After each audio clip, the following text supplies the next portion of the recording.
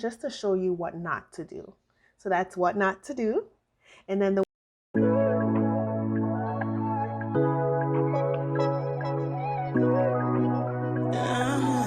I'm using the Kalisan Mirror Gold to demonstrate how we blow our balloons. Blowing our balloons are very important when building your garlands. We always want to underinflate our balloons rather than overinflate. Overinflation can lead to possible bursting and can also lessen the lifetime of the balloon.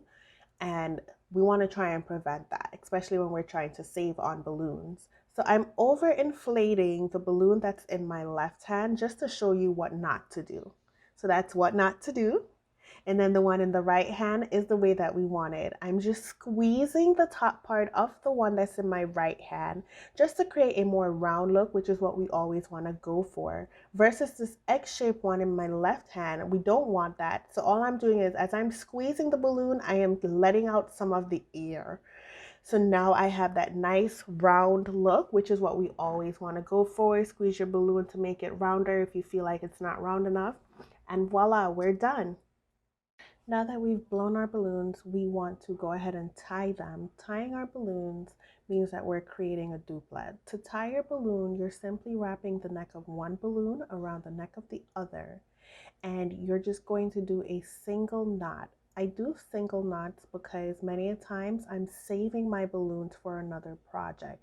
You're more than welcome to double knot, but it's not necessary. So long as you tie it one time and you fully secure it, you are all set.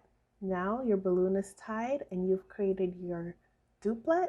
Once you have your duplet, you can now create many duplets and then create a quad. Congratulations, guys. You've learned how to blow and tie a balloon. Now it's time to create our quads. Creating quads are the fundamental building block for our balloon garlands. The way we go about that is we take the necks of two sets of duplets and we connect them. So as you can see, I'm taking the neck of the balloon in my left hand and I am adding it to the neck of the balloon in my right hand.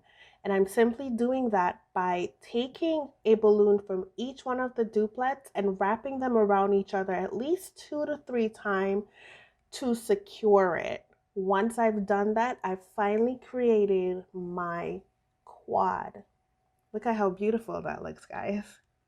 So I'm just gonna shake it for you guys just to show you that is actually very secure because I did wrap it around 2 to 3 times. Okay, now that you've learned to create quads, we're going to go ahead and learn how to create clusters. So I'm actually taking a mini cluster of 6 balloons and I'm taking a quad to create a bigger cluster.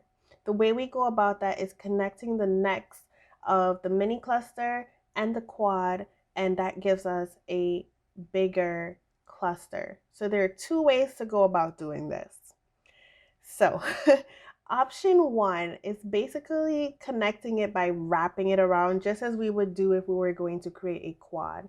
So all I'm doing is I'm taking the neck of one of the balloons on the mini cluster and connecting it with the neck of one of the balloons on the quad, and I'm just wrapping it around at least 2 to 3 times to secure it. So that is option 1, and you see it right there. There are minimal gaps with this option. So now I'm just going to go ahead and untie it to show you the second option. So the second option gives you the least amount of gaps.